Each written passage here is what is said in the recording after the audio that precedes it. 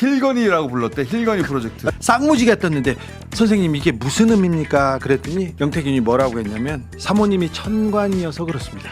이 나라에는 태양이 둘입니다. 그랬더니 천공도 다음은 김건희다. 자기가 통일 대통령이 되고 싶었는데 그 길이 없잖아요. 그래서 저는 노상원과 연결 루트도 김건희 쪽일 것이다 라고 의심하는 바예요. 대판 때 요즘은 보니까는 도이치모터스로도 김건희 씨 오래 보낼 수 있다. 도이치 파이낸셜에 최은순, 김건희의 차명 지분이 있다는 게 이제 내부자들의 제보예요.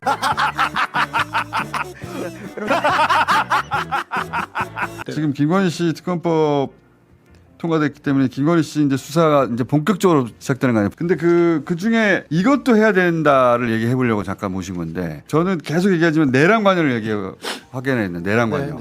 내란 관여 안 했을 리가 없다고 나는 의심하는 바인데 전혀 얘기가 없잖아요. 다른 것들은 웬만한 거 다 들어가 있는데 내란 관여가 없더라고. 내란 이후에 김건희 여사가 사람들 볼 때마다 했던 얘기가 있습니다. 나는 아니야. 나는 몰랐다. 그 얘기를 누구한테나 했어요. 그러니까 그게 이제 재발절인 건데 네. 내란 관여하고 연결된 게 또 뭐냐면 대통령 프로젝트예요. 내란 관여를 했고 그것이 자기의 이익하고도 맞는 거야. 내가 영구 집권해야 되거든. 내가 이제 근데 실제 어제 처음으로 그 얘기가 나왔어요. 힐건이라고 불렀대. 힐건이 프로젝트. 예전에 정권 초기였죠. 윤석열 정부 초기에 총수가 저한테 야 김건희가 움직이는데 움직이지. 근데 대통령 되려고 해. 그래가지고 내가 정권 초에 말했어. 정권 초에. 해가지고 내가 보기에 저거는 자기가 대통령 되려고 하는 거야. 아니야. 남편은 멍청하고 자기가 볼 때 다음은 자기가 하려고 그러는 거라고 내가 말했거든요. 다 맞는데 그건 미친 짓이지. 말이 안 돼. 얘기했어. 라고 준혁가 했고 저는 대통령 당선되자 얼마 되자마자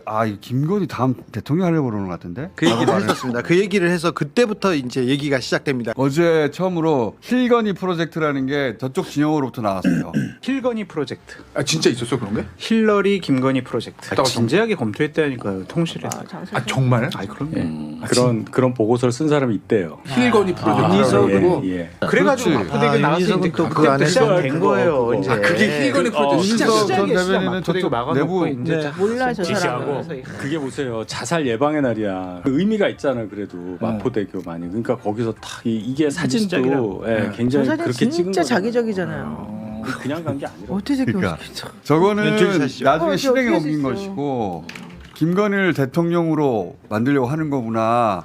내가 처음 생각했던 거는 대통령실 사진 올릴 때 대통령실에 김건희 사진 중심으로 막 올렸잖아요. 초반에 김건희가 가운데 있는 거 시작해가지고 처음에는 그냥 그 대통령실 홈페이지가 무슨 인스타냐 김건희 그렇게만 말했는데 그게 아니고 저는 저거는 자기가 다음에 나오려고 하는 거다. 그래서 정권 초기부터 김건희가 진짜 꿈을 꿨는지 좀 진짜 꿈을 꿨다니까. 물어봤는데 취임식 날 그 윤석열 취임식 날 아주 더웠어요. 그때 비도 안 오고 그랬는데 잠깐 비가 오고 무지개가 떴습니다. 쌍무지개가. 맞아, 무지개 떴지. 근데 쌍무지개가 떠서 대통령 취임식 때 사람들이 다 앞을 보다가 뒤를 봅니다. 쌍무지개. 그리고 사진을 찍습니다. 근데 이 얘기를 명태균 씨한테 물어봐요. 김건희 여사가. 이게 무슨 의미냐? 야 쌍무지개 떴는데 선생님 이게 무슨 의미입니까? 그랬더니 명태균이 뭐라고 했냐면 사모님이 천관이어서 그렇습니다. 이 나라에는 태양이 둘입니다. 그랬더니 김건희가 너무 좋아하더래. 그리고 나서는 그냥 꿈 해몽처럼 그냥 덕담해준 말인데 이걸 이렇게 좋아한다고 얘기했는데 힐러리 클린턴에 대한 그 행보들 그리고 미셸 오바마에 대한 그 행보를 저기 대통령실에서 찾아봤어요. 분석해가지고 그 보고서를 만든 건 분명히 있었어요. 그때 사람들이 힐 영희가 낫다 이렇게 말하고 있어요. 좋네. 댓글에 힐 영희가 훨씬 낫다. 댓글에 네, 지금 나왔어요. 자연스레님이 낫죠, 힐 영희가 훨씬 낫네요. 그리고 내가 듣기로는 천공도 비슷한 얘기를 해준 거야. 맞아, 천공대 그랬대요. 천공도 다음은 김건희다. 천공이 뭘 알아? 근데 천공 어디 갔어 이제? 근데 천공은 이번에 이재명 지지. 천공이 이재명 알게 와라 그랬잖아.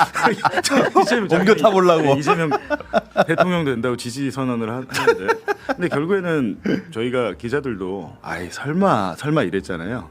그러니까 저희 정상적인 사고 방식으로는 진짜 이해를 하면 안 되고 정말 그랬을 것 같아요. 최재형 목사 만나서도 자기가 통일시킨다고 그러잖아요. 그러니까 그게 통일 대통령 통일 프로젝트 그렇지. 또한 이게 그러니까 자기가라고 하는 말이 저것은 그 남편이 대통령이 되니까 그걸 그냥 묶어서 그렇게 표현한 거 우리 뭐 이런 식의 인식이구나. 그게 아니고 진짜 자기가.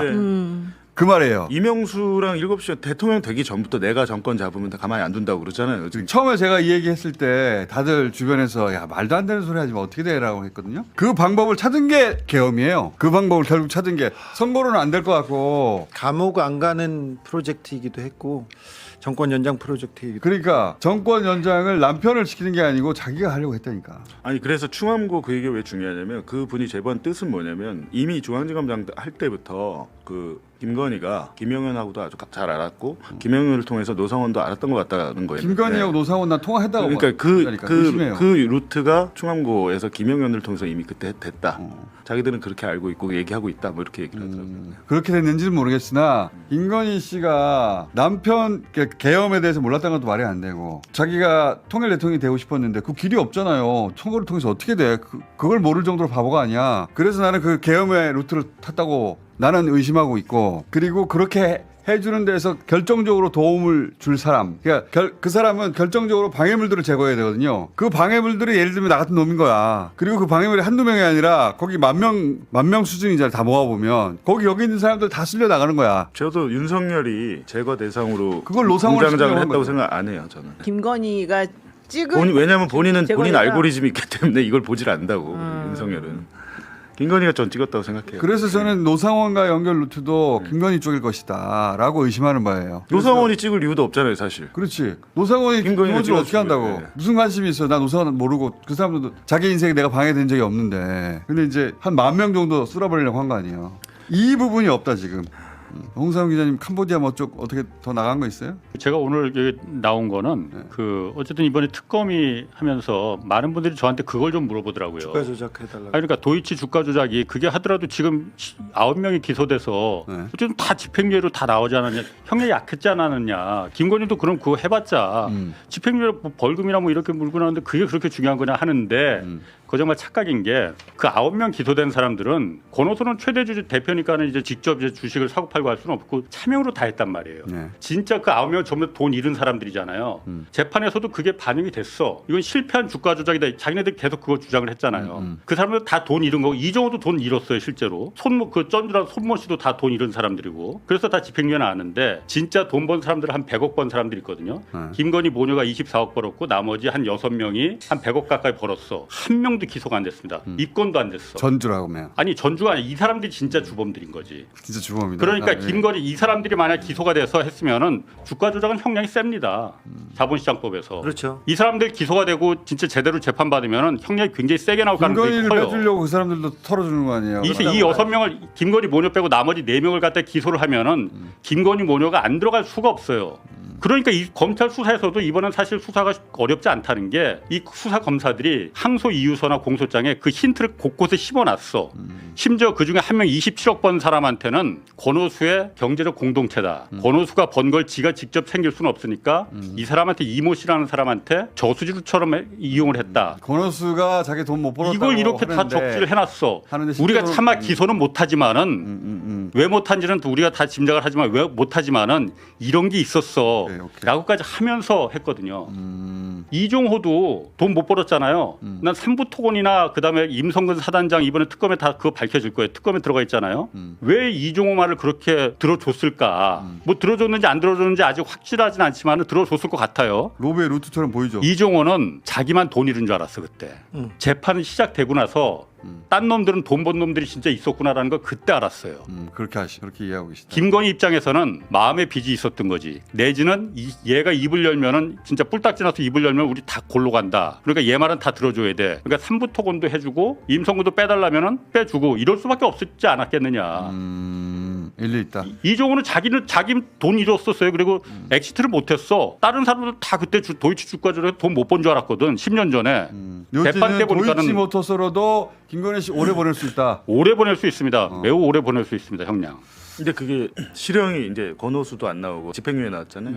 근데 내가 알기로는 도이치모터스인데 이제 대통령 취임식까지 그 권오수 부자를 부르고 초청하고 한 이유는 관계가 지속되고 있었다는 거잖아요. 그렇지.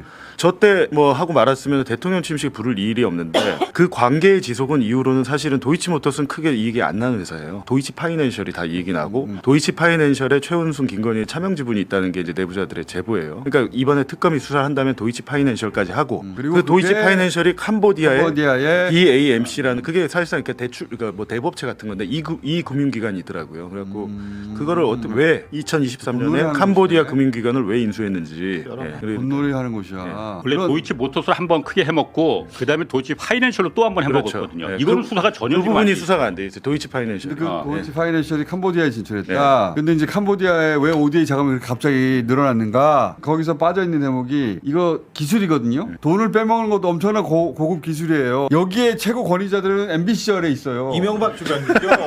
다. 거기에 있단 말이야. MB 라인. 캄보디아도 처음에 그 다져놓은 데가 MB 사람들이에요.